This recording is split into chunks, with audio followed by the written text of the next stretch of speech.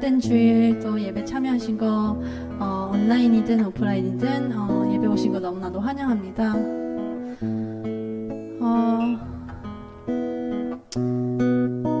저희 이제 기도로 중보기도로 이제 예배를 준비하는 마음으로 같이 기도할 건데요.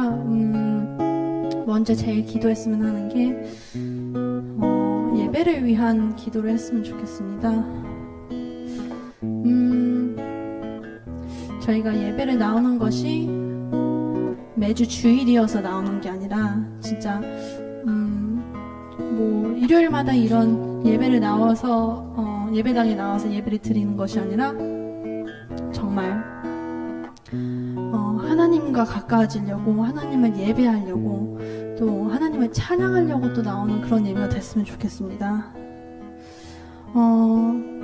잊으셨으면 아니하면 좋겠다는 게 저희는 정말 주님의 은혜 아니면 이 자리에 설 수 없고 이 자리에 있을 수 없습니다. 이렇게 코로나로 인하여서도 이렇게 온라인으로도 저희가 이렇게 예배를 할 수 있다는 것이 너무나도 주님께 감사하고 정말 주님께서 허락하시기 때문에 가능한 일입니다. 저희 예배를 위해서 기도하면서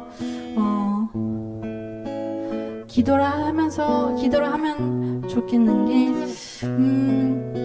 분명 이렇게 예배를 위하여서 준비한 사람들도 있고 섬기는 자들도 있고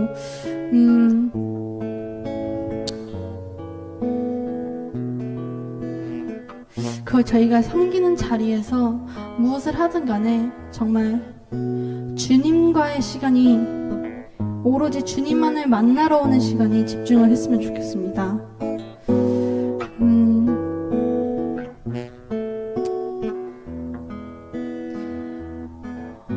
예배받기 너무나도 합당하신 주님, 저의 예배와 찬양을 받아주시옵소서. 이 죄인이 이 예배당에 주님 앞에 나옵니다. 주님, 저의 죄를 씻겨주시옵소서. 저희가 일주일 동안 아무래도 죄를 짓고 사는 일들이 너무나도 많습니다, 주님. 근데 그 죄를 사함받기 위하여서 주님 앞에 나옵니다, 주님. 이 예배당에 나옵니다. 비록 예배당에 오진 못하지만 주님, 저의 마음을 받아주시옵소서. 또한 저의 마음을 씻겨주시옵소서. 주님, 예배를 통하여서 저의 죄가 뭔지 모르면은 죄를 알게 해주시고 그 용서를 주님께 구하고자 합니다. 지금 가르쳐 주시옵소서. 저희를 용서해 주시옵소서. 저희를 회복시켜 주시옵소서. 주님, 이 예배가, 주님의 예배가 만약 치료가 필요한 자에게 치료가 됐으면 좋겠고, 안식이 된다면, 또 안식이 필요하다면 안식이 되는 예배가 됐으면 좋겠습니다. 주님은 저희를 지으셨습니다. 저희 형편을 너무나도 잘 아십니다. 저희를 너무 잘 이해하십니다. 주님, 한 사람 한 사람 만들 때마다 분명 주님께서는 그 사람을 만든 이유가 있으셨고, 그 세상에 놓은 이유가 있으십니다. 이 예배를 통하여서 정말 왜 이 땅에 주님께서 저희를 보내셨는지, 또 주님과 또한 가까워지는 시간이 됐으면 좋겠습니다. 일주일 동안 딴짓하다가 주일에만 주님 만나는 게 아니라 정말 주님을 중심에 두고 사는 저희 예배자가 됐으면 좋겠습니다. 또한 그거를 여태까지 못했었다면은 그거를 배울 수 있는 시간이 됐으면 좋겠습니다.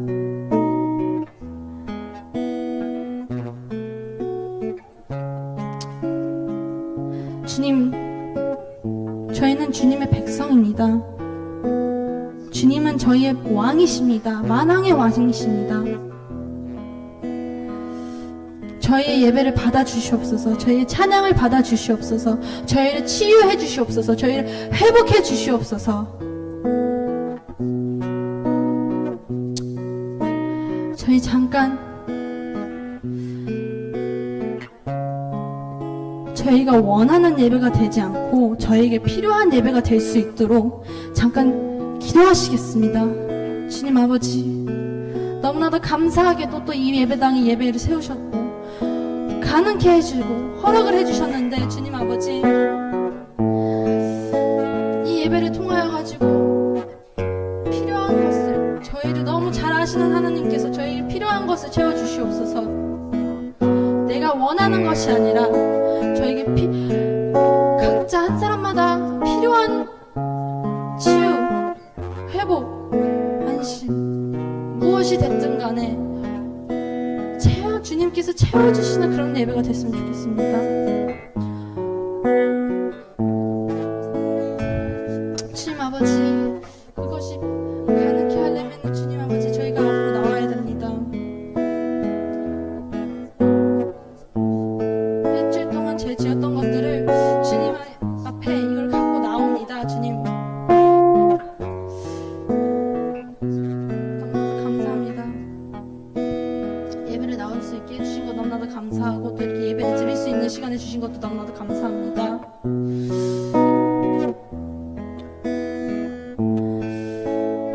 야고보서 5장 16절에 그러므로 너희 죄를 서로 고백하며 병이 낫기를 위하여 서로 기도하라. 의인의 간구는 역사하는 힘이 크민이라 라고 하셨습니다. 주님, 저희 이 시간 주님께 기도하는 기도로 주님과 정말 대화를 하는, 기도가 주님과 대화하는 것밖에 없습니다. 주님과 더 가까워지려고 대화하는 것입니다.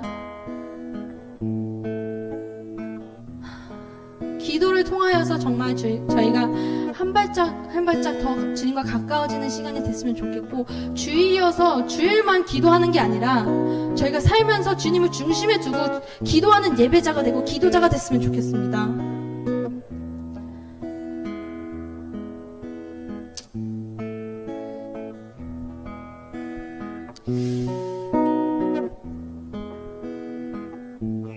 예배받기 합당하신 주님, 저희 예배를 받아주시옵소서.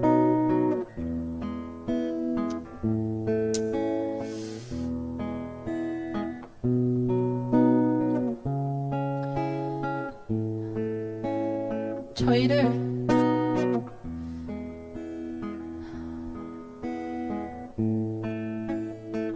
통하여서 저희는 정말 주님의 백성이자 주님의 종입니다. 이렇게 예배 나오신 분들은 예배자입니다. 주님을 섬기기 위해서 예배에 나왔습니다. 주님, 저희를 쓰여주시옵소서. 분명 하나님께서 저희를 먼지로부터 만드실 때부터 한 사람 한 사람 비전을 심으셨습니다. 나무를 땅에 심듯이 저에게 비전을 심으셨습니다. 한 사람 한 사람. 근데 그 비전은 주님과 함께 하지 않으면, 주님을 중심에 두지 않으면 이루어질 수 없는 비전입니다. 주님, 그게 무슨 비전인지 모른다면은 이 예배를 통하여서, 기도를 통하여서, 주님과 가까워지려고 하는 노력을 통하여서 비전을 알 수 있길 원합니다. 주님, 제 비전이 무엇이든 간에 주님을 통하여서 이 비전을 이룰 수 있는 힘을 주시옵소서.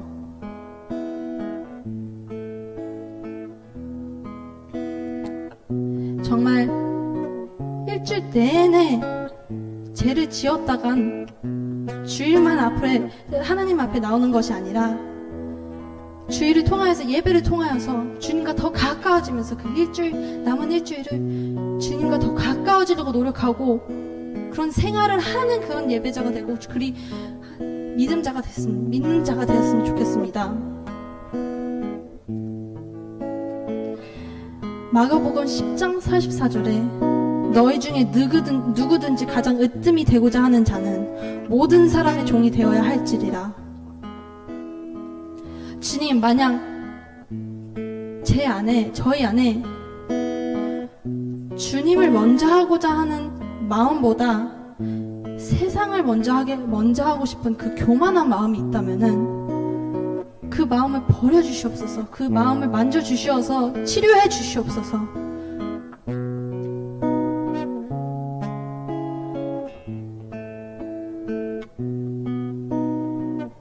주님 아버지,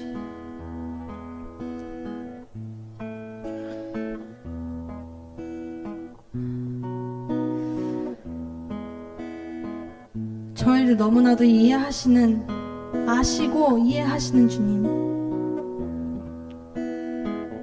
저희 아버지이신 하나님,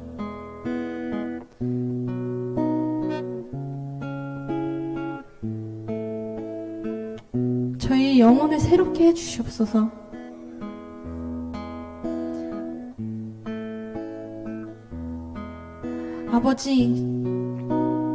아버지를 사랑합니다. 아버지를 경배합니다.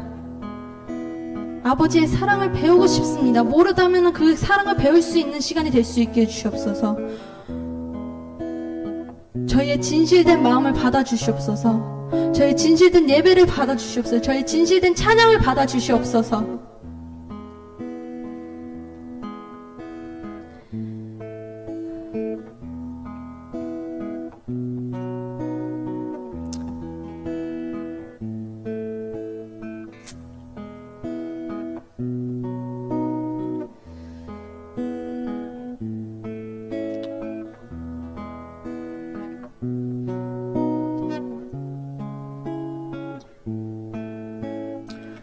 주님, 저희의 찬양을 받아주시옵소서. 나를 지으신 주님,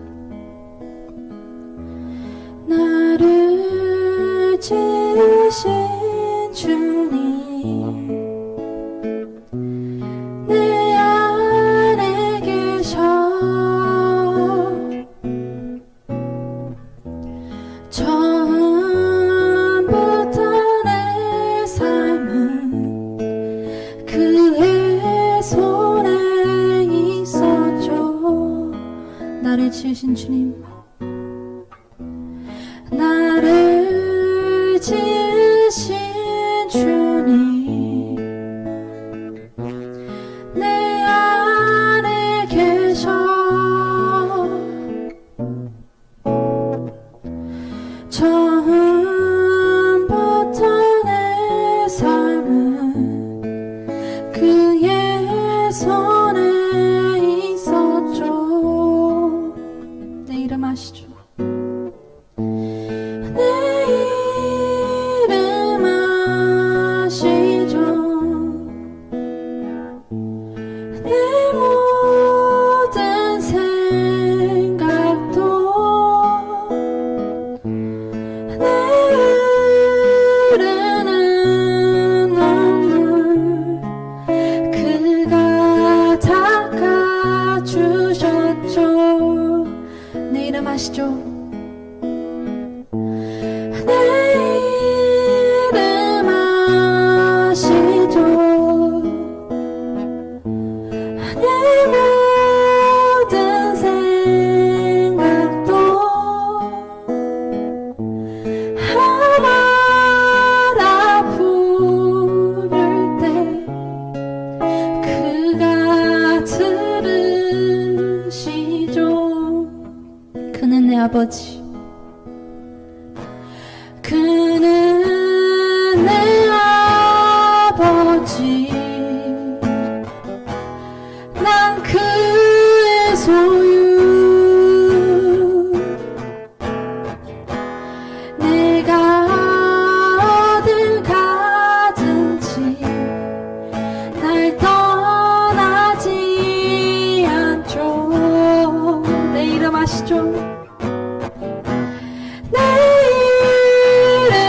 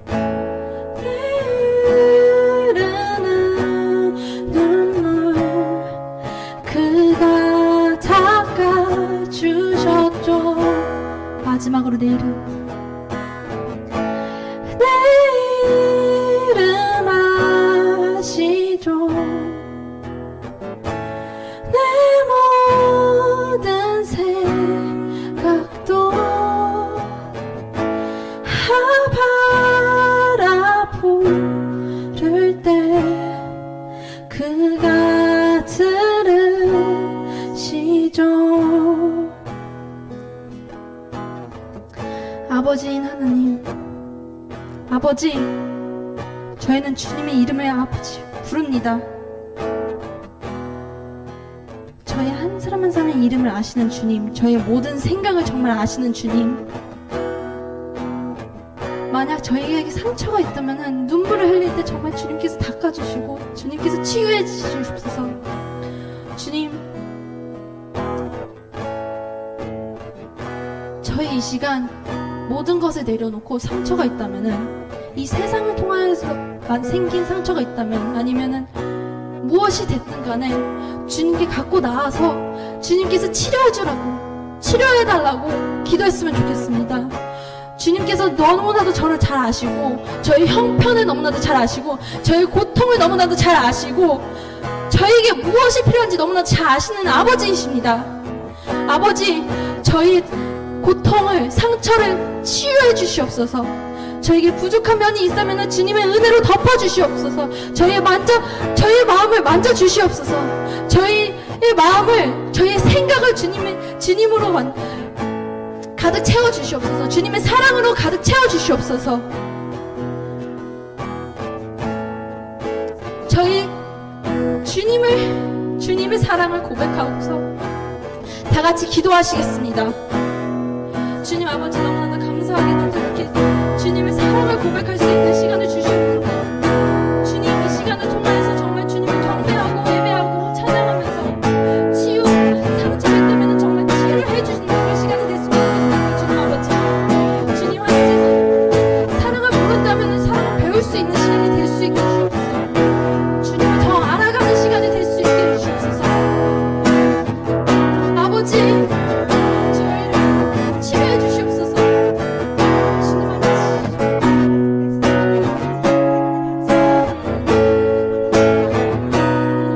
주님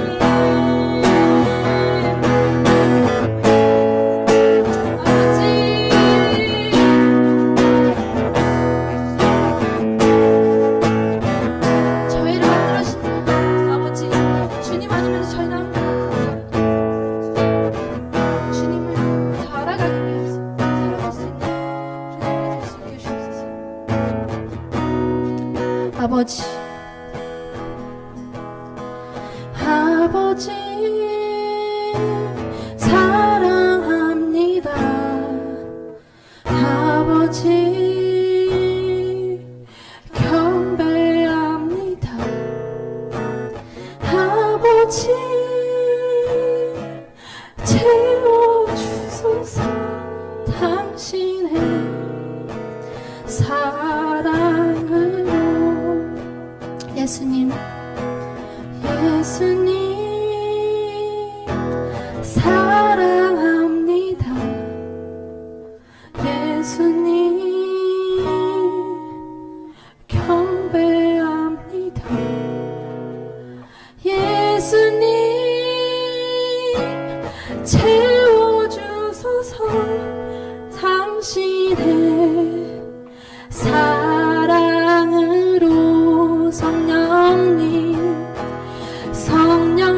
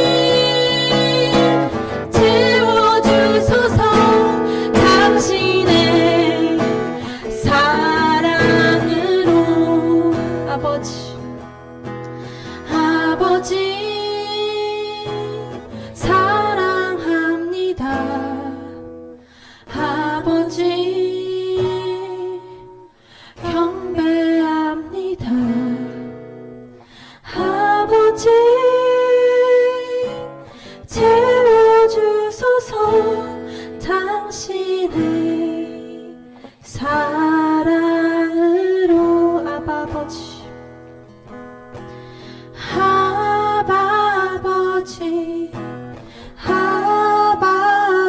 아버지 나를 안으시고 바라보시는 아버지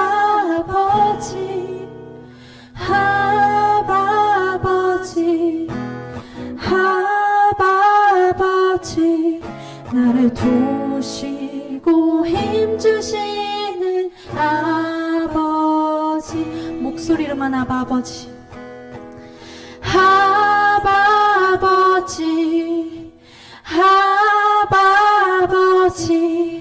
나를 안으시고 바라보시는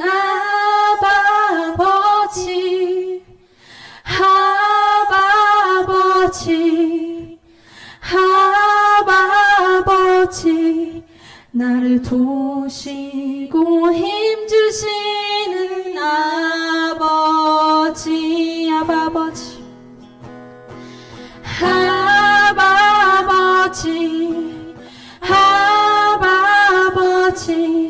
나를 안으시고 바라보시는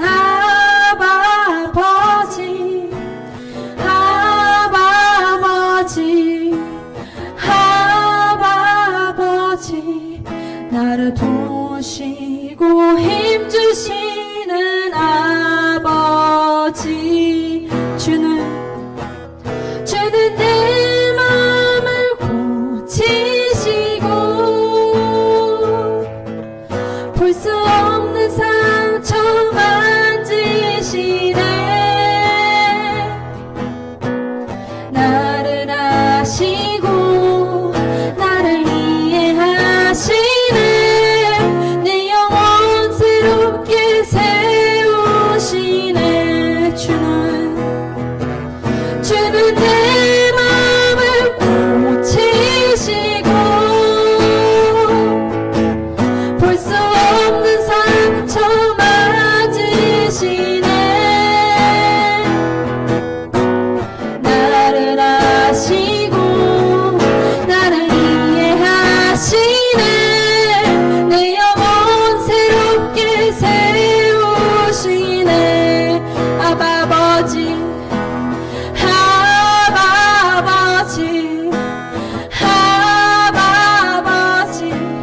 나를 안으시고 바라보시는 아버지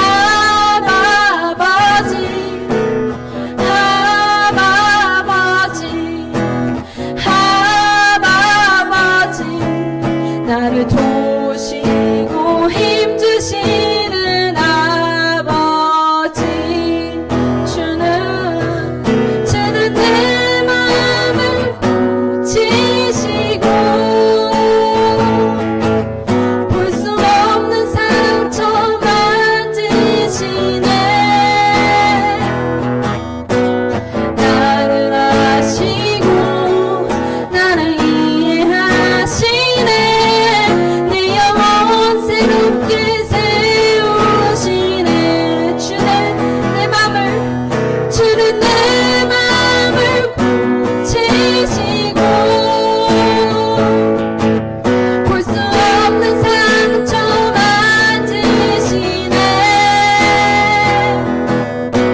나를 아시고 나를 이해하시네 내 영혼 새롭게 세우시네 주는 내 맘을 고치시고 볼 수 없는 상처 만지시네 나를 아시고 나를 이해하시네 내 영혼 새롭게 세우시네 주는 내 맘을 고치시고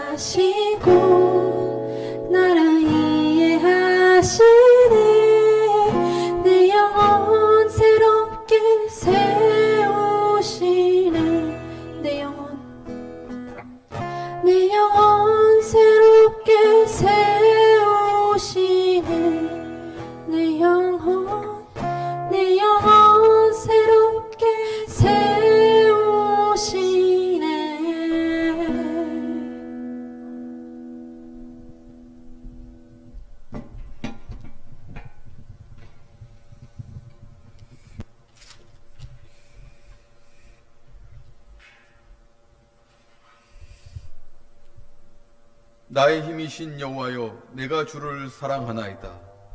여호와는 나의 반석이시요 나의 요새시요 나를 건지시는 이시요 나의 하나님이시요 내가 그 안에 피할 나의 바위시요 나의 방패시요 나의 구원의 뿌리시요 나의 산성이시로다.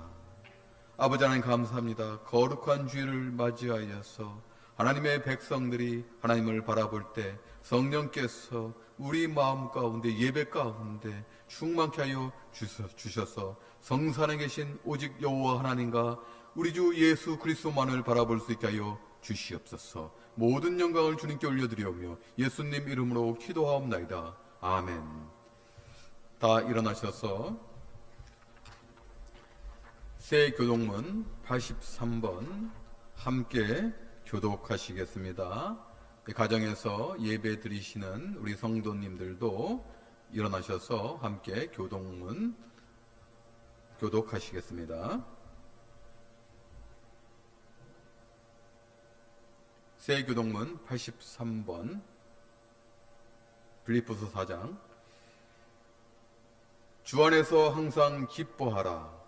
내가 다시 말하노니 기뻐하라.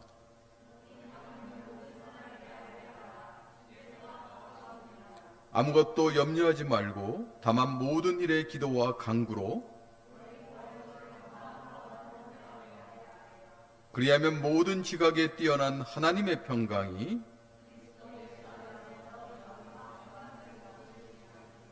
끝으로 형제들아 무엇이든지 참되며 무엇에든지 경건하며 무엇에든지 오르며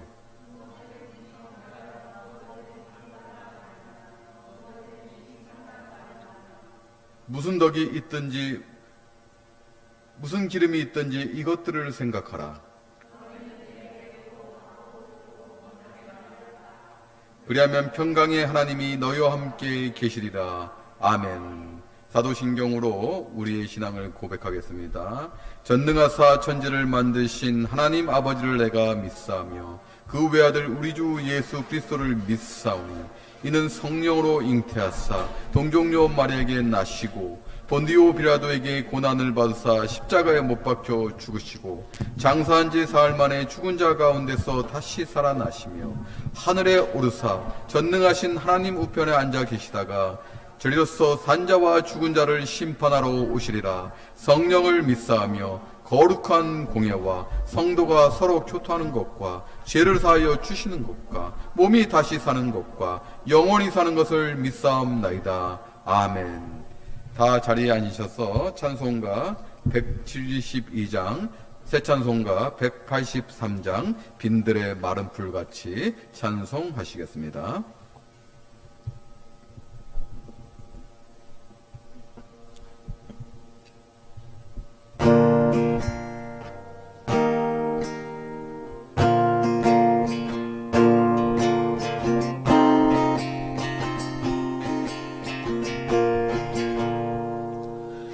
빈들아 마른 풀같이 시든 내 영혼 주님이 약속한 성령 간절히 기다리는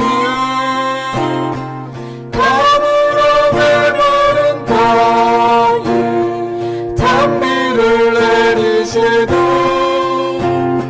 성령의 단비를 부어 새 생명 주옵소서. 반가운 빗소리 들려 산천이 춤을 추네. 봄비로 내리는 성령 내게도 주옵소서. 가물어 메마른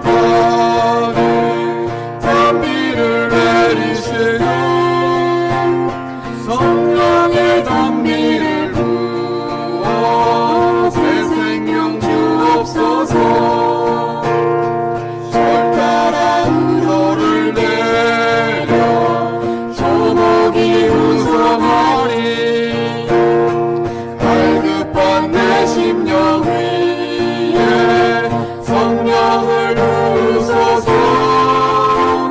가물어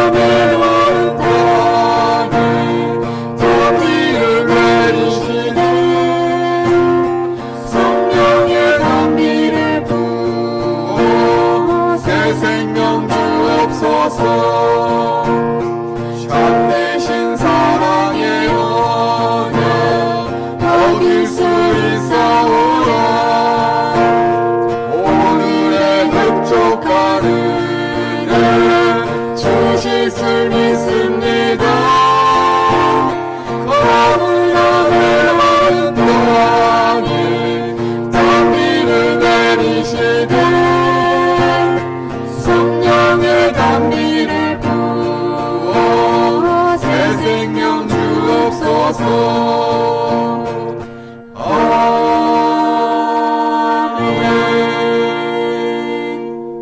기도하겠습니다. 사랑과 은혜와 진리가 충만하신 아버지 하나님, 가물어 메마른 땅에 단비를 내리시듯 성령의 단비를 부어 새 생명을 충만케 하여 주시옵소서. 이 예배 가운데 놀라운 성령의 은혜가 충만함으로 인해서 온전히 그 사랑의 주님만 바라볼 수 있게 하여 주시옵소서. 우리의 마음속에 있는 얼룩과 때들을 도말하여 주시옵소서. 세상에서 지은 죄들을 맑게 하여 주시옵소서. 그러므로 우리가 드리는 이 예배가 온전하고 순결하고 그리고 주님께 드리는 겸손한 예배가 되게 하여 주시옵소서.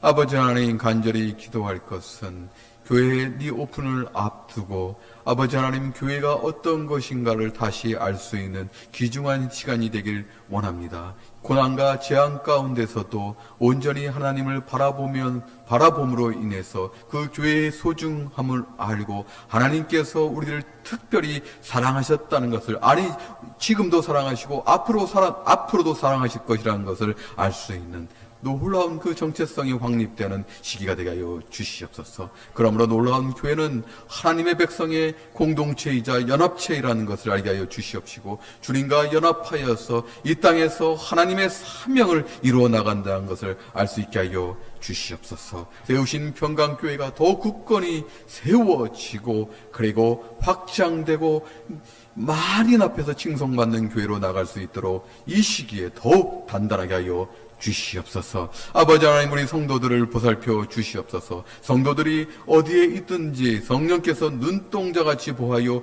주시옵시고 성령의 두루마기로 그들의 안전을 책임져 주시옵소서. 주님을 지키는 그 하나님께서 놀랍게 그들을 보하여 주시옵시고 그들의 영광의 길로 인도하여 주시옵소서. 아버지, 세우신 그 주일학교와 한글학교 기억하여 주시옵시고, 또 영아들, 한국에 있는 영아들과 미국에 있는 또 영아들, 유아들을 책임져 주시옵소서. 그들의 안전을 건강하게 지켜주심으로 인해서 그들이 훗날 하나님만을 찾을 수 있는 여호와를 부르짖는 자가 될 수 있도록 인도하여 주시옵소서. 아버지 하나님, 이 시기에 또 주님을 갈망하는 성도들이 있습니다. 그들에게 다 찾아가셔서 그들의 필요한 것들을 공급하여 주시옵시고 그들의 삶의 은혜로 임하심으로 인해서 그들이 하나님만을 간증할 수 있게 하여 주시옵소서. 십자가에 계신 그리고 부활하신 예수 그리스도의 그 능력과 영광만을 바라볼 수 있게 하여 주시옵소서. 또 오늘 말씀을 함께 나눕니다. 이 말씀을 나눌 때 이 말씀이 우리 가슴 속에 새겨지는 모세의 십계명과 같은 말씀이 되게 하여 주시옵소서. 또 듣는 자에게 놀라운 그 은혜로 임하게 하여 주심으로 인해서 그 성령의 역사가 일어나게 하여 주시옵소서. 예배의 시종을 온전히 주님께 의탁하며 또 모든 영광을 주님만이 받으시기를 간절히 원하며 예수님 이름으로 기도하옵나이다. 아멘. 오늘 하나님의 말씀은 요엘서 2장 28절에서 32절까지 말씀입니다. 구약성경 1273페이지에 있습니다.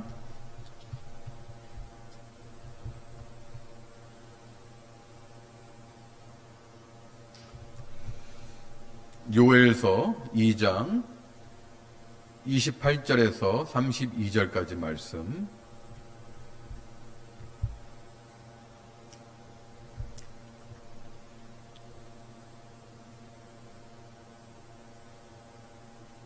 말씀을 다 찾으셨으면은 한 목소리로 봉독하겠습니다. 그 후에 내가 내 영을 만민에게 부어주리니 너희 자녀들이 장래 일을 말할 것이며 너희 늙은이는 꿈을 꾸며 너희 젊은이는 이상을 볼 것이며 그때 내가 또 내 영을 남종과 여종에게 부어줄 것이며 내가 이적을 하늘과 땅에 베풀리니 곧 피와 불과 연기 기둥이라.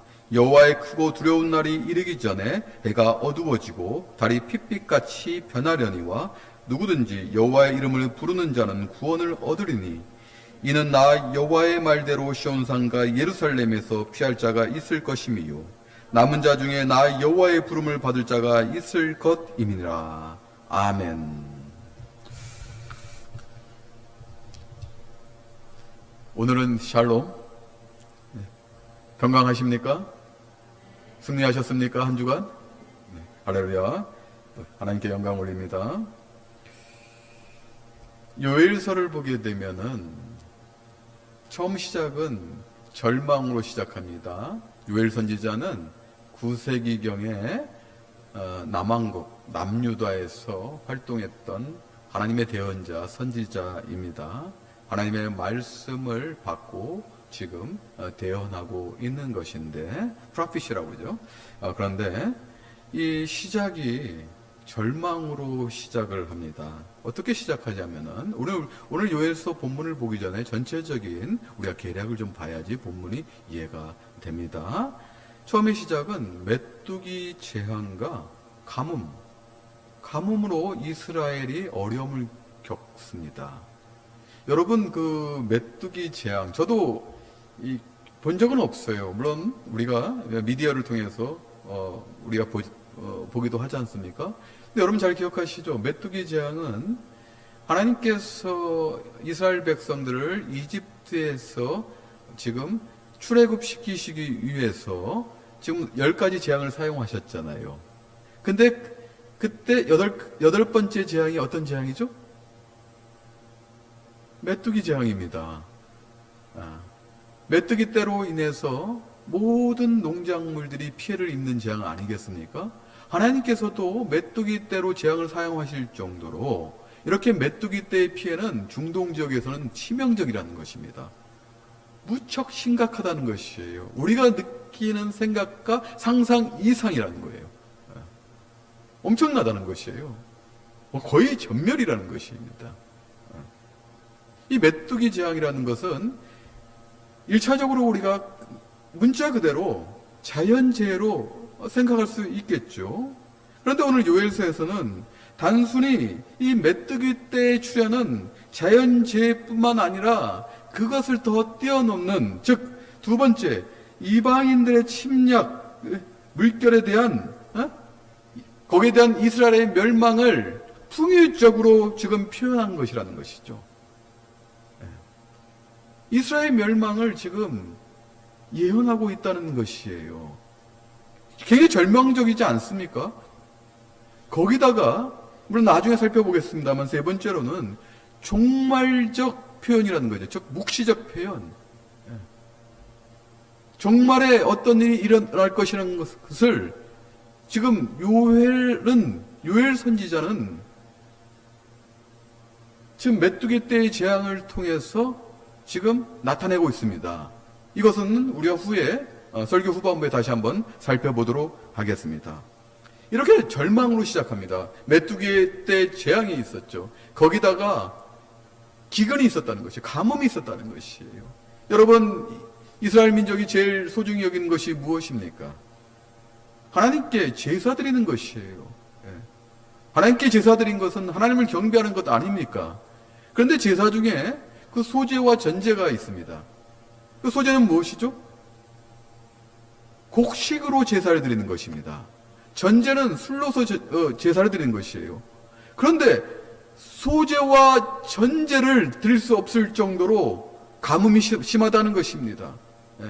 이런 메뚜기 떼 재앙에서 농작물이 전멸, 피해를 입을 뿐만 아니라 기근까지 겹쳐서 소제를 드릴 곡식조차도 없고 또 전제, 여러분 술도 곡식으로 만들죠. 포도주도 이스라엘에서는 최고의 상품입니다. 그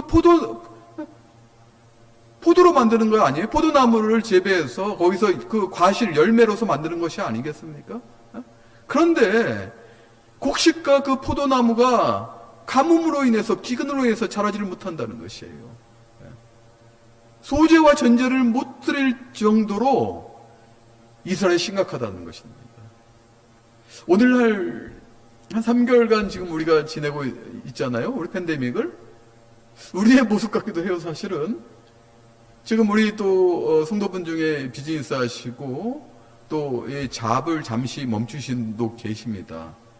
사업장들이 다 셧다운을 하는 바람에 지금 조금씩 이제 2단계까지 왔죠. 알바니 같은 게 2단계 오고 뉴욕도 이제 곧 2단계가 열린다고 합니다. 그러나 3개월간 여러분들 못하시고 지금 우리 성도분 중에는 사업장을 열지 못하신 분이 계세요. 여러분, 일주일도 아니고 한 달도 아니고 3달입니다. 심각한 문제예요. 여러분이 그걸 생각하신다면 이것을 이해하실 수가 있습니다. 이 메뚜기 재앙에 대한 이 농작물 피해와 엎친 데 덮친 격으로 가뭄까지 들었다고 생각해 보세요.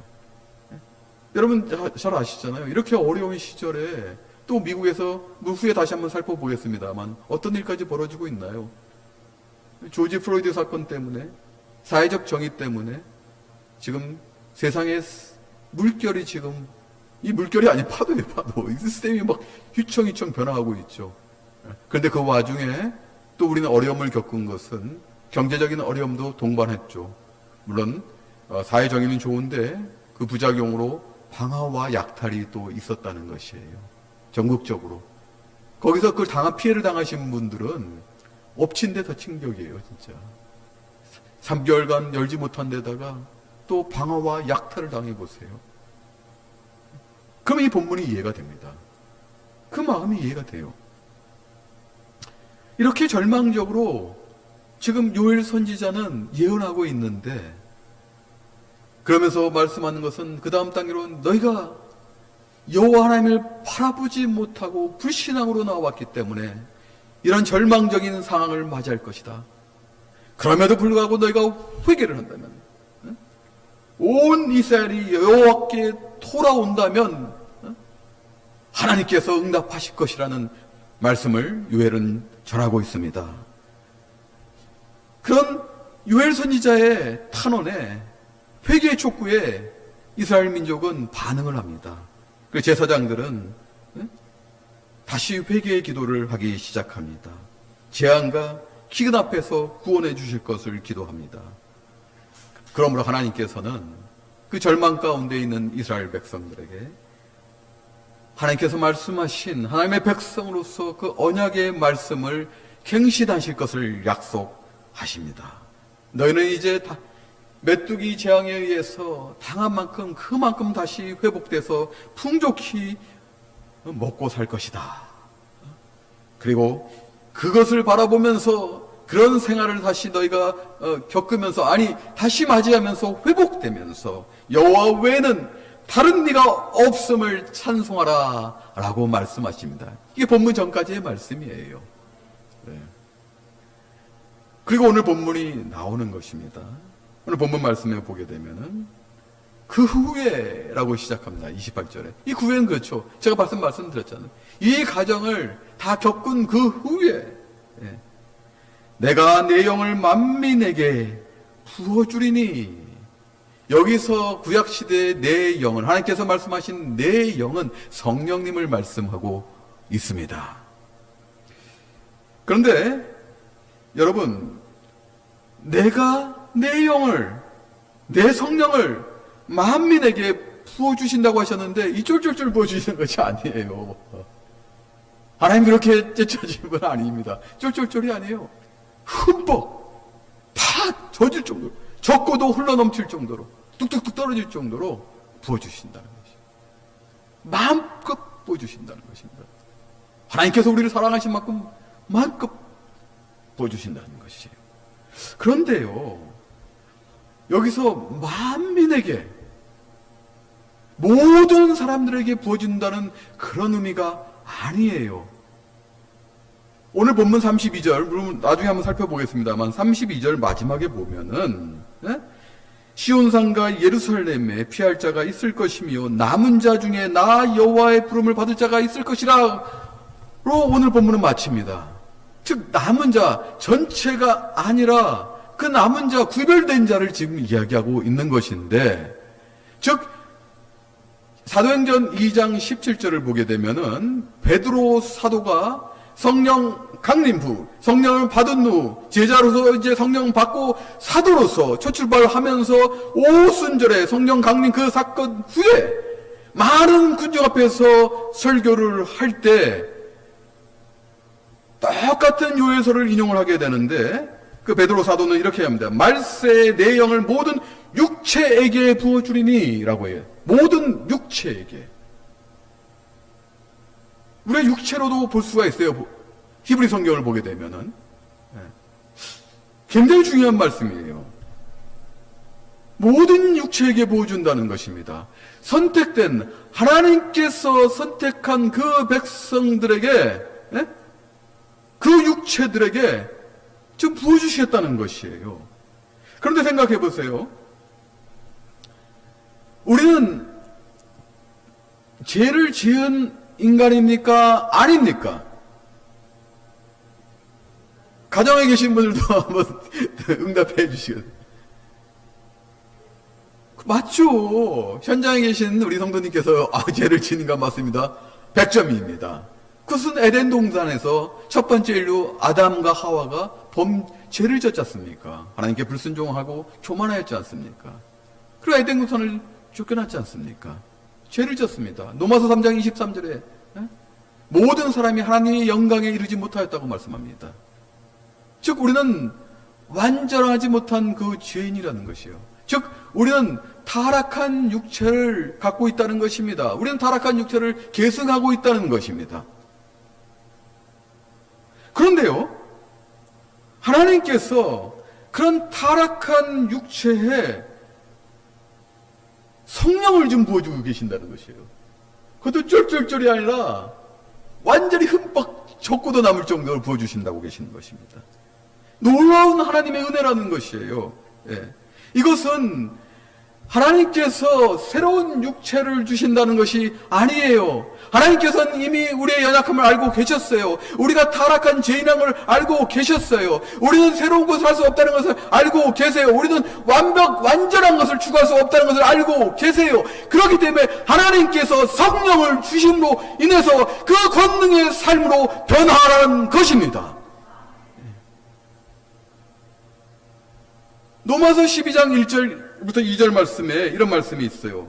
그러므로 형제들아, 내가 하나님의 모든 자비하심으로 너희를 권하노니 너희 몸을 하나님이 기뻐하시는 거룩한 산제물로 드리라. 이는 너희가 드릴 영적 예배니라. 그리고 영적 예배자가 해야 될 그 2절 말씀은 너희는 이 세대를 본받지 말고 오직 마음을 새롭게 함으로 변화를 받아 하나님의 선하시고 기뻐하시고 온전하신 뜻이 무엇인지 분별하도록 하라. 타락한 육체에게 흠뻑 젖을 정도로 성령을 부어주셨다는 것은 그 성령의 그 권능으로 변화하라는 것입니다.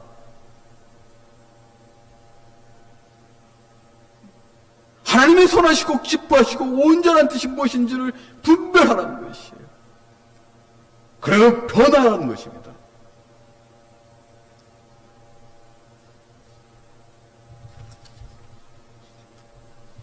여러분들 이 땅에서 우리 똑같이 살아요. 그렇지 않습니까? 근데 뭐 지금 코로나 바이러스라고 해가지고 우리가 하나님께서 택한 백성이라고 해가지고 특별히 어떤 하나님께서 선택한 그 지역에서 우리가 안전하게 살고 그렇지 않지 않습니까? 똑같이 세상 사람들과 삽니다. 그리고 세상 사람들과 똑같이 비즈니스도 하고 일도 하고 그리고 똑같은 생활을 합니다. 분명히 우리는 믿지 않는 그 사람들과 똑같이 세상에서 살고 있어요. 그런데 하나님께서 명령하십니다.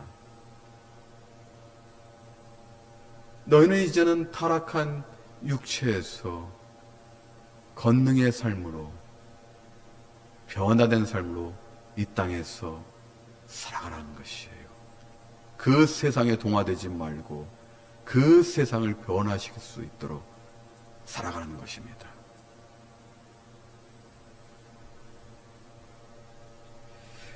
그런데 사도행전 2장 17절 베드로 사도가 지금 요엘서를 인용했는데 한 가지 더 특이한 것이 있습니다. 우리 다시 한번 베드로 사도가 2장 17절에서 요엘서를 인용한 것을 살펴보겠습니다.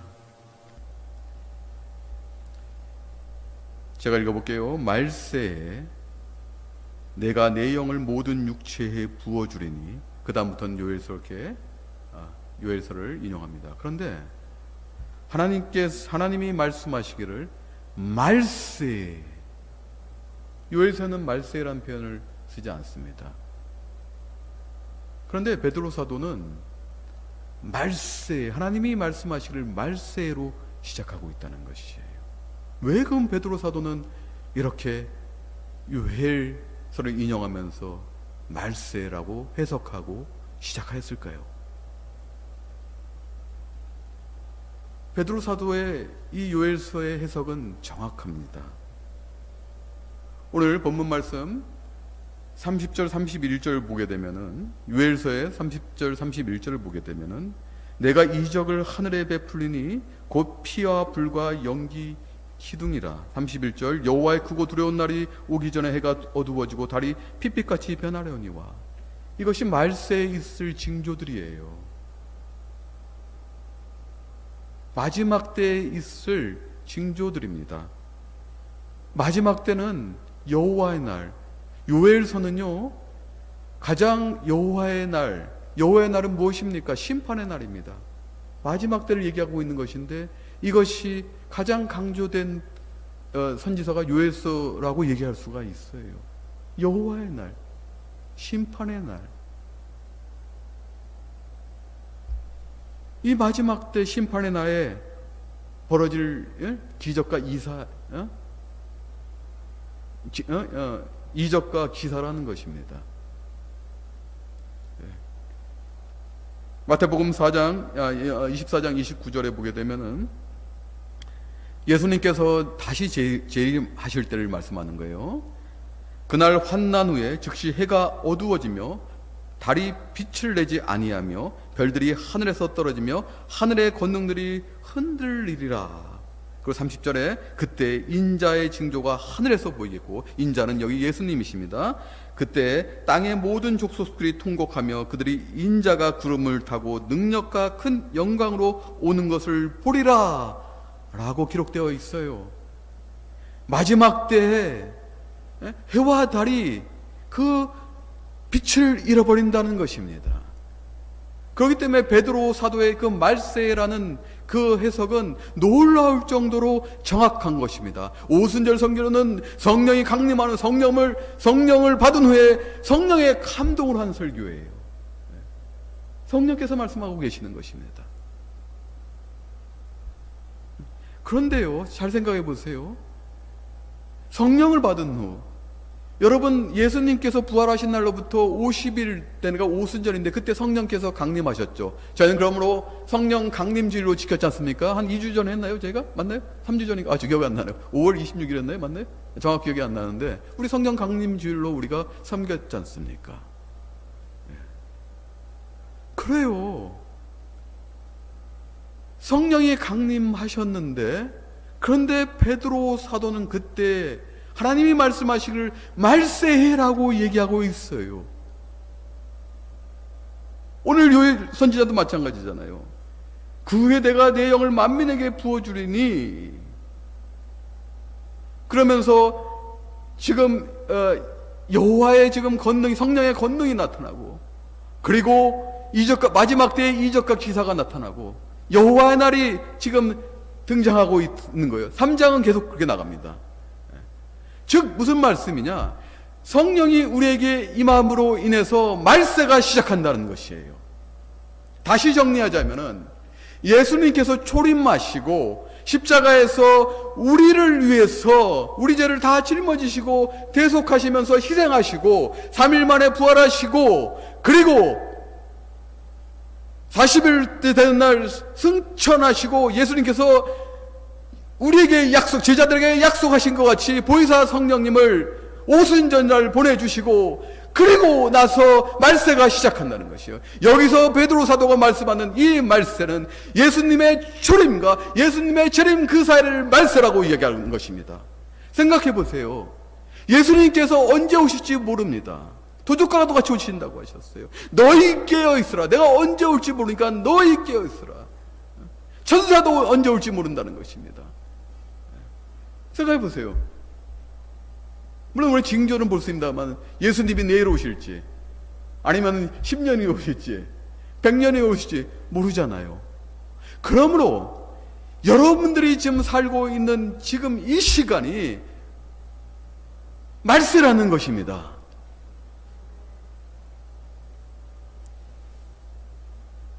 그런데요, 이 말세의 시작이잖아요. 그런데 이 말세의 시작에 은혜로운 하나님께서 성령을 우리에게 부어주셨다는 거예요. 믿는 자에게, 하나님께서 선택하는 자에게, 그리스도를 구주로 믿는 자에게 성령을 부어주셨다는 것입니다. 이게 없으면 우리가 이 어려운 시절을 어떻게 살아요? 여러분, 우리가 1세기 만에 경험하는 코로나 바이러스 이 팬데믹에도 얼마나 힘듭니까? 거기다가 제가 말씀드렸잖아요. 지금 미국 사회 시스템이 바뀌고 있어요. 조지 플로이드 사건이 단순히 이것이 국내적인 문제가 아니라 이제는 세계적인 문제까지도 변화됐어요. 이거는 이 미디어가 이 글로벌이 됐기 때문에 그래요. 세계화돼 있기 때문에 아주 순식간에 퍼져나가 버리잖아요. 이제는 미국의 시스템뿐만 아니라 세계의 시스템이 이제 다 바뀌는 것이에요. 여러분들이 이제 사는 거 그렇게 만만치 않아요. 우리의 상식을 벗어나는 것들이 많아질 것이에요. 요한계시록을 잘 보게 되면은 이 코로나 바이러스로 생긴 이 질병에 의한 사건보다 더 큰 재앙들이 있습니다. 마지막 때에 있다는 것이에요. 우리는 이거 하나도 힘들었는데 안타깝게도 성경은 더 큰 재앙들이 있을 것을 이미 예언했다는 것이에요. 이 말세에 벌어질 일들인데, 그런데요, 세상 사람과 달리, 그리스도를 구주로 믿지 않는 그 사람과 달리 우리에게는, 요엘서는 절망으로 시작하지만 우리에게는 희망을 주셨다는 것이에요. 그것은 성령을 우리에게 부어주셨다는 것입니다. 타락한 육체였지만 하나님께서 우리를 사랑하셔서 그 성령을 우리에게 부어주셨어요. 그리고 그것은 이루어졌어요. 예수 그리스도를 믿는 우리들에게 이루어졌었습니다. 성경은 2000년 전에 오순절 마가다락방에 불의 혀같이 강력하게 임하셨습니다. 그리고 우리는 그리스도를 믿기만 하면은 이제는 성령은 구약시대와 달리 우리 안에 내주하면서 그 권능과 은혜로서 우리를 살피고 보호하고 인도하고 계신다는 것입니다. 이것이 말세에 우리가 살 수 있는 능력이라는 것이에요.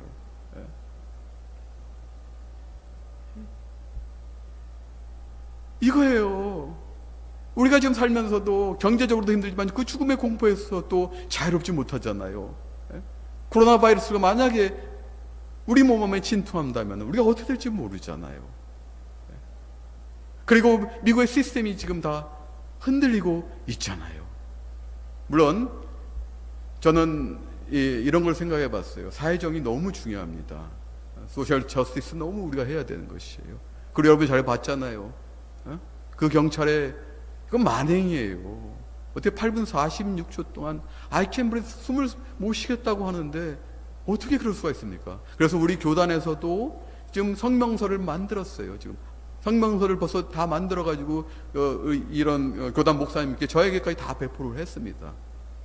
이 정의에 대해서, 올바르지 못한 거에 대해서 우리 교단 차원에서도 이미 다 지금 성명서를 다 만들고 낭독하고 다 배포했다는 것이에요. 맞아요. 그런데요, 이것이 지금 인종의 갈등, 이 시스템의 갈등으로 지금 바뀌고 있습니다. 여러분, 흑인 커뮤니티에서 그 한이 있어요, 여러분들. 여러분들이 아마 우리는 참 체험 못 하겠는데요. 그 흑인들의 그 한 있잖아요. 예전에 흑인이 나와서 이렇게 송가 같은 이렇게 노래를 부르는데요. 이 크게 부르는 것도 아니고 이 작게 부르는 것도 아니고 뭔가 이렇게 이 안에서 나오는 그 한 있잖아요. 이렇게 뭔가 흐느끼지만은 절제되면서도 그러면서 터트리지 않으면서도 그 한이 있잖아요. 그 한이 영혼으로부터 나온 한이 있습니다. 흑인 커뮤니티에서. 왜냐하면 몇백 년 동안 노예로 살고 이 땅에 와서도 노예로 시작했지 않습니까? 그 한 이해 못하는 것이 아니에요. 하나님 앞에 모든 것은 다 평등합니다. 오늘 말씀에도 나오잖아요. 29절에 그때 내가 또 내 영을 남종과 여종에게 부어줄 것이라고 구별 안 하신다고 말씀하셨잖아요. 하나님 앞에는 신분과 어떤 재산의 차이와 어떤 계급의 차이와 이런 게 없다는 거예요. 다 똑같다는 것이에요. 그런데 우리 인간이 이 시스템을 잘못된 시스템을 맡아서 그렇게 해왔다는 것이에요. 예. 여기까지 우리는 다 동의하셔야 돼요. 그런데요, 그 한을 표현하기 위해서요, 소설 저스를 표현하기 위해서 또 다른 사람에게 한을 남겨주면 안 된다는 것입니다. 방어와 약탈을 하면 안 된다는 것이에요. 또 다른 억울한 피해자가 나와서는 안 된다는 것이에요. 저는 이 사건을 바라보면서 인간은 불완전하다는 것이에요. 완벽하지 못하고, 물론 내 안에 있는 상처와 한이 있는데 그것을 어느 순간에 승화시키지 못하고 어느 시간에 블레임하는 것으로 나타날 수 있다는 것입니다. 그런데요, 지금 말세에 성령을 부어줬는데 성령께서는 우리에게 그 복음을 생각나게 하십니다. 복음이 무엇이에요? 그 십자가에서 달리신 그 예수 그리스도, 육체가 지켜지면서 물과 피를 다 쏟으시면서 우리에게 모든 것을 다 주셨어요. 죽기까지 모든 것을 다 주셨습니다. 그리스도는 절대 남에게 블레임 안 하셨어요. 죄가 없으시면서도 우리 죄를 다 짊어지셨는데도 얼마나 한이 많으셨겠어요. 그럼에도 불구하고 우리에게 블레임 안 하셨어요. 너희 때문에 내가 이 고통을 받는다고 블레임 안 하셨어요. 담담히 그 영혼 깊숙이 모든 것을 내가 십자가에서 짊어지셨다는 그 투철한 사명 가지시고 묵묵히 고통스럽게 외로이 돌아가셨어요. 남의 탓 안 하셨어요. 이것이 필요합니다. 말세에 성령이 충만하면은 이것이 필요해요. 인간의 시스템은 완벽한 게 없이 흔들리잖아요. 우리가 민주주의가 최고라고 믿습니다. 저도 최고라고 믿어왔고, 공산주의 무너지고 다 무너졌잖아요. 인간이 받는 이데올로지 다 무너졌어요.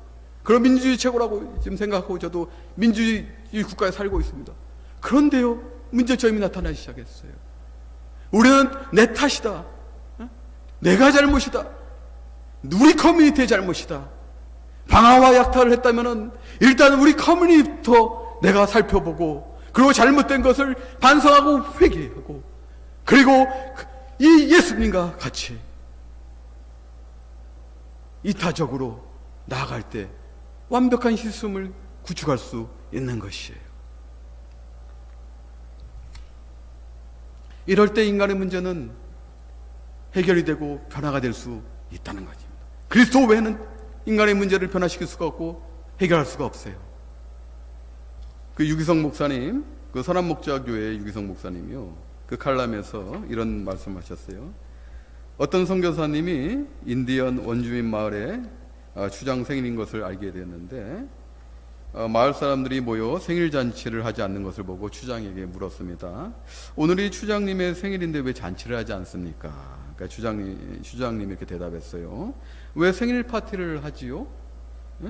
축하라는 것은 축하할 일이 있을 때 하는 것인데, 나이를 먹는 것이 무슨 특별한 일인가요? 나이를 먹는 데는 어떤 노력도 들지 않아요. 나이는 그냥 저절로 드는 것입니다. 이 선교사님이 머쓱해져서 다시 물어봤어요. 그러면 언제 축하를 하는 것입니까? 그랬더니 이 주장은 이렇게 얘기합니다. 더 나아질 때 축하하는 것입니다. 지난해보다 올해가 더 나아지고 새로워지고 현명한 사람이 되었으면 그때 축하하는 것입니다.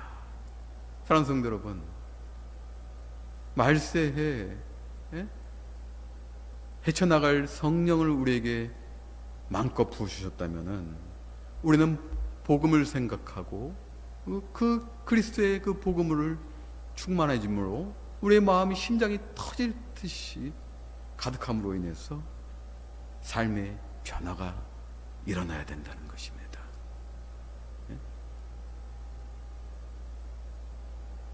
그러면요, 당연히 오늘 본문과 같이 여호와의 이름을 부르게 됩니다. 다른 것보다도 무엇보다도 여호와의 이름을 부르게 된다는 것이에요. 우리가 똑같이 세상 사람들과 세상에 살고 있지만은 그 성령의 임재와 권능으로, 능력으로, 그리고 우리는 충만해져서 복음을 이제 받아들이고 그 복음으로 이제는 다른 것 생각하지 않고 먼저 여호와를 찾는다는 것이에요. 여호와를 부르짖는다는 것이에요.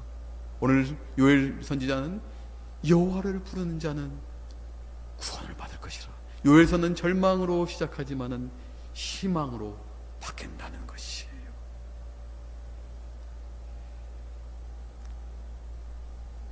그러므로 여호와의 날, 이 심판의 날에도요, 우리는 흔들리지 않습니다. 경고합니다. 왜 그러냐면은 우리는 이미 여호와 이름을 부름으로 인해서 우리는 여호와만을 찾음으로 인해서 그리스도가 우리 주라는 것을 믿고 이제는 우리는 그 구원의 간격으로 살아가기 때문에 마지막 때도 흔들리지 않아요. 이 마지막 때는요, 이 심판의 날에는 믿는 자들에게는 은혜의 날이지만은 믿지 않는 자들에게는 심판의 검이 휘둘려지는 처절한 날입니다. 그러므로요, 믿는 자들은 여호와의 날이 빨리 오기를 기도해야 되는 것입니다. 사실은 구원의 감격 때문에 그렇게 살아야 돼요. 근데 사랑하는 성도 여러분, 저는 이 요일서를 보면서 저도 회개를 했어요. 이 팬데믹 3개월 동안에 영적으로 내가 게을러지지 않았는가? 과연 내 눈에 하나님이 계시는가?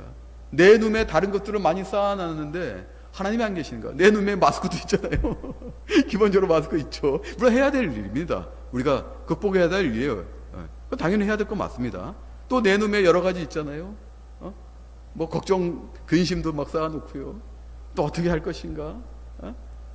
또 불안한 마음도 쌓아놓고 오시고, 세상에서 살아가야 되는데 비즈니스는 또 어떻게 하고 어떻게 쌓아놓고, 우리 눈에 많이 쌓아놔요. 그 눈에 많이 쌓아놓다 보니까 정작 하나님이 들어오실 공간은 없다는 것이에요. 제가 이걸 느꼈어요. 3개월 동안에 정말 회개했습니다. 내 눈을 비워야 돼요. 필요한 것만. 그러나 제일 먼저 하나님이 들어오실 공간, 그것을 프라이어리티로 여기셔야 돼요.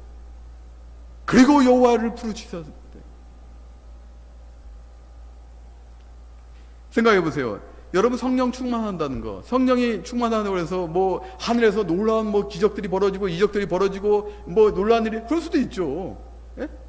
기적 벌어질 수 있죠. 그러나 여러분, 신앙생활 하면서 성령 충만하다고 해서 그런 일들이 벌어집니까? 아니에요.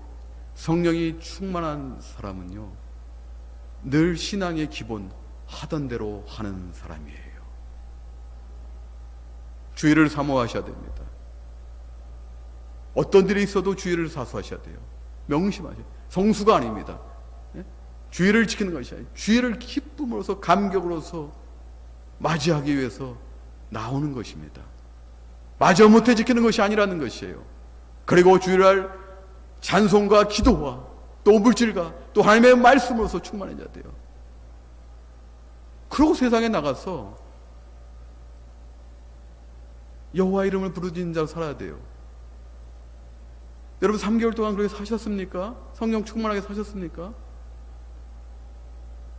걱정 불안 가운데만 있었습니까?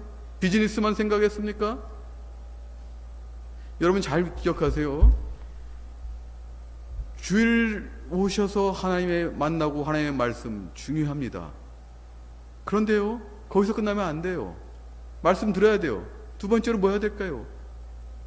여러분들 프라이어리티는요, 하나님의 성경 말씀을 읽으셔야 돼요. 성령 충만한 자는 읽으셔야 됩니다.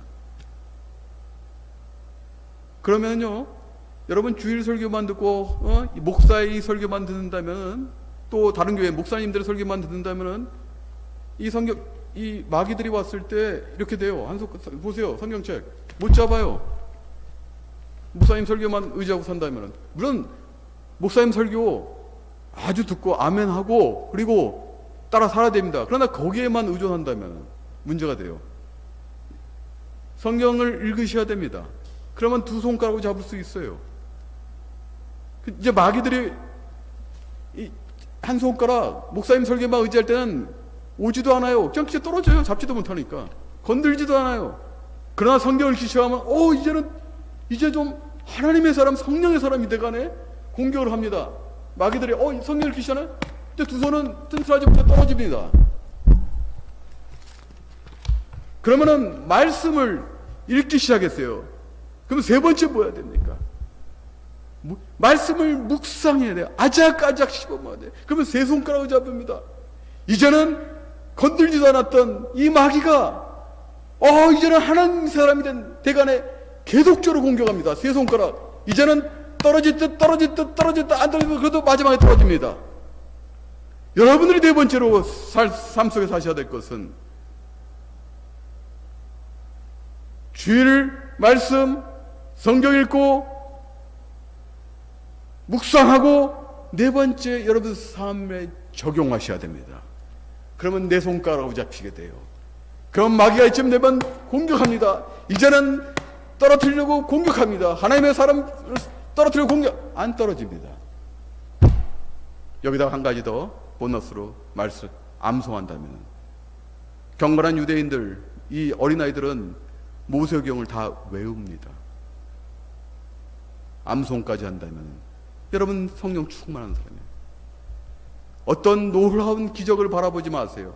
물론 하나님이 하시면 다 합니다. 중요한 것은 이렇게 하는 것이 기적이라는 것입니다. 마지막으로,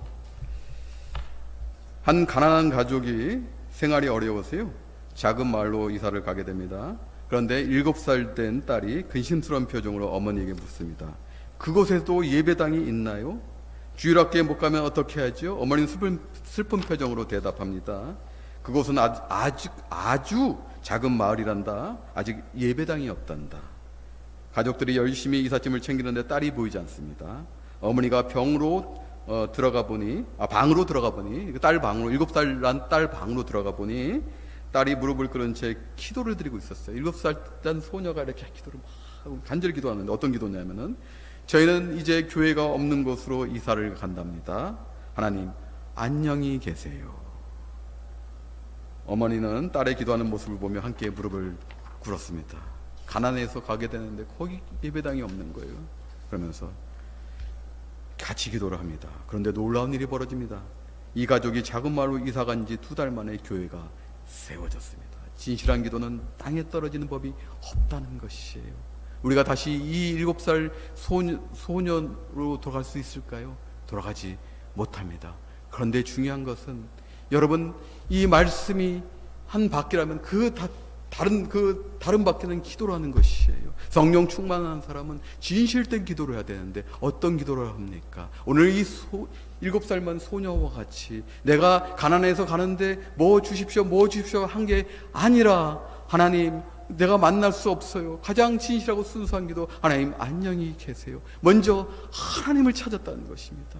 생각해 보세요, 사랑하는 성도 여러분. 여러분들이 사랑하는 사람이 있으면 그 사람한테 뭐 주세요 합니까? 여러분 데이트할 때 생각해 보세요. 내가 사랑하는데 부담 안 주려고 하지 않습니까? 이거 주세요, 저거 사주세요, 안 하지 않나요? 그저 바라보고 만나면 좋은 거 아닌가요? 마찬가지예요. 예? 사랑하는 하나님 앞에서 이것 주세요 저것 주세요보다 먼저 seeking God, 하나님 만나주세요. 나를 봐주세요. 나와 함께 해주세요. 내가 하나님께 가깝게 해주세요. seeking God이 기도의 먼저라는 것이에요. 그러면 하나님 다 아세요. 무엇을 먹고 마시고 입을까 걱정하지 말라는 거예요. 하나님 다 알고 계신다는 것이에요. 여러분, 이런 7살 난 소녀와 같이 진실된 기도, 하나님을 먼저 찾는 그 기도를 할 때, 여러분 눈 안에 하나님을 먼저 찾는 그 기도의 공간이 있을 때, 그럴 때 여러분들은 성령 충만한 사람으로서 여호와를 부르짖는 성도이라는 것입니다. 어떤 상황에도 하나님을 부르는 자는 승리합니다. 그것이 구원받은 자녀의 특권입니다. 그러면 심판의 날에 여러분들, 이제는 우리는 이기고 견뎌내는 피할 자, 예루살렘과 시온과 예루살렘에서도 그 마지막 때에서도 우리는 피할 자, 남겨진 자, 끝까지 이기는 자, 견디는 자, 이 자는 성전의 기둥이 되고 성전에서 다시 나가지 아니하고 새 예루살렘의 이름과 하나님의 이름이 그 위에 쓰여지리라. 계시록 3장에 있는 말씀이에요.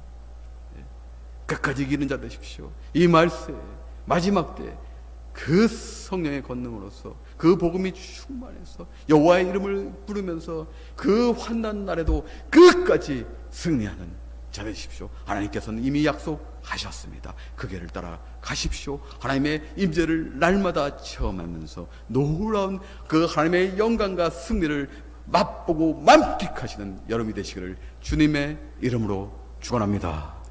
기도하겠습니다. 아버지 하나님 감사합니다. 오늘 말씀을 통해서, 오늘 요엘 선지서를 통해서 우리는 끝까지 남는 자, 남겨진 자, 그러나 하나님께서 다시 우리를 영광의 자리로 인도하시는 그런 놀라운 그 은혜의 하나님의 약속이라는 것을 알게 되었습니다. 여호와 이름을 부르는 자는 인내하고 이겨나가십니다. 어떠한 환난 날에도 이겨나갑니다. 어떠한 상황에서도, 어떠한 이 여건에서도 우리는 이겨나갈 수 있는 것은 성령이 우리와 함께 하시고, 성령은 우리 주 예수 그리스도를 조명하게 하여 주십니다. 그 주님을 바라보면서 그 복음의 능력으로 이 땅에서 모든 한 환난을 이겨나갈 수 있는 여호와의 이름을 부르는 자 되기를 간절히 기도하며 예수님 이름으로 기도하옵나이다. 아멘. 할렐루야. 여름이 왔어요 이제. 네, 여름이 왔습니다. 자, 오늘도 헌금은 3가지 방법으로 합니다. 제가 말씀 안 드려도 여러분 잘 아시죠? 한 3달간 저희가 하셨기 때문에. 현장에 예배 드리시는 분들은 저 뒤에 테이블에 놔둬 주시면은, 이재덕 집사님 좀 아프셔서 오늘 못 나오셨어요. 그래서 배두영 집사님께서 좀 이렇게 다 모집해 주시길 부탁드리겠습니다. 당분간은 이렇게 헌금 바스켓을 이용하지 않습니다. 저 뒤에 테이블에 놔둬 주시면 감사하겠습니다. 헌금을 위해서 기도하겠습니다. 참 좋으신 사랑의 주님, 거룩한 주일을 맞이하여서 이제 하나님 앞에 나올 때 우리의 마음과 정성을 예물에 담아 봉헌합니다. 아버지 하나님, 이 예물을 기뻐 흠양하여 주시옵시고 받아 주시옵소서. 이 예물이 쓰이는 것마다 하나님의 영광이 나타나게 하여 주시옵소서. 예물을 봉헌한 알바니 평강교회와 또 성도들을 기억하여 주시옵시고, 아버지 하나님, 그들에게 다 찾아가셔서 권능으로 또 임하셔서 그들이 꿈꾸는 것들을 다 이루게 하여 주시옵소서. 이 어려운 시절에 능히 이겨나갈 수 있는 그 권능을 각 사람들에게 다 베풀어 주시옵소서. 모든 영광을 주님께 올려드리며 예수님 이름으로 기도하옵나이다. 아멘.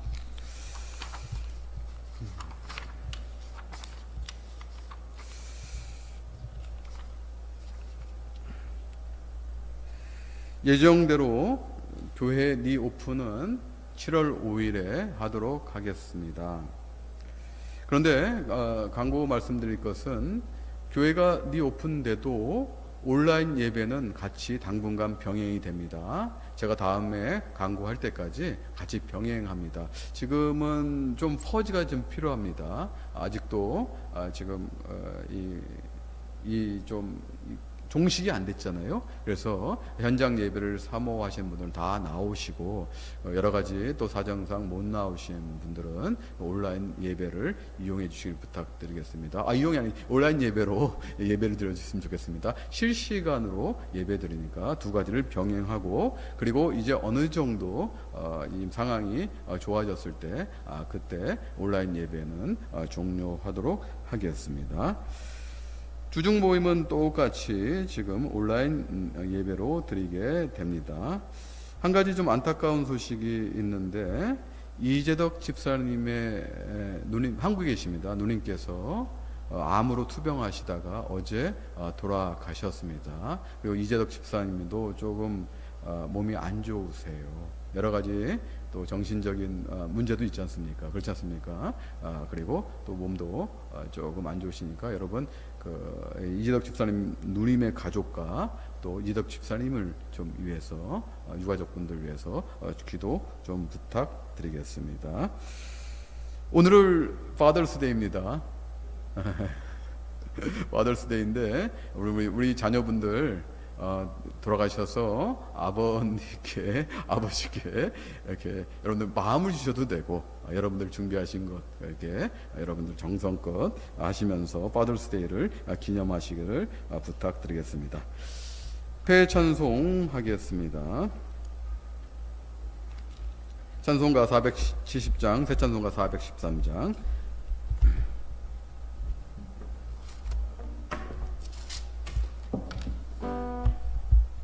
1절 찬송하시겠습니다. 다 일어나시고 내 평생에 가는 길 1절 찬송하시겠습니다.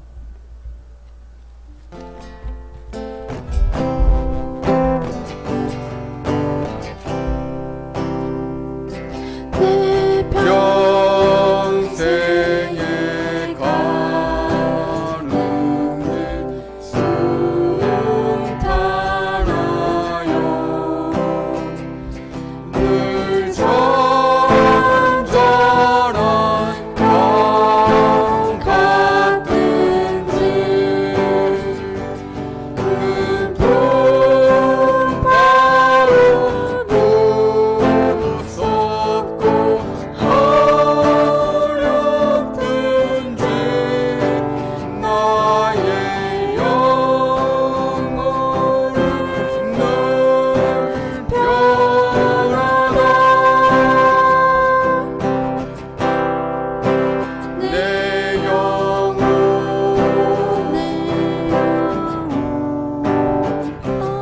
말해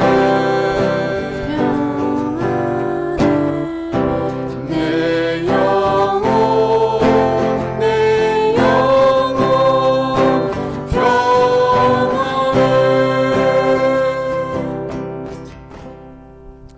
이제는 우리 주 예수 그리스도의 무한하신 은혜와 성부 하나님의 지극하신 사랑과 성령님의 감화 감동 교통으로 역사하심이 마지막 때에도 두려워하지 않고 우리에게 주신 그 성령의 그 권능과 은혜로서 그리스도의 복음만을 생각하면서 충만하여서 모든 환난을 이겨나가기로 작정한 알바니 평강교회 거룩한 성도들 머리 위에 지금으로부터 영원히 함께할지어다.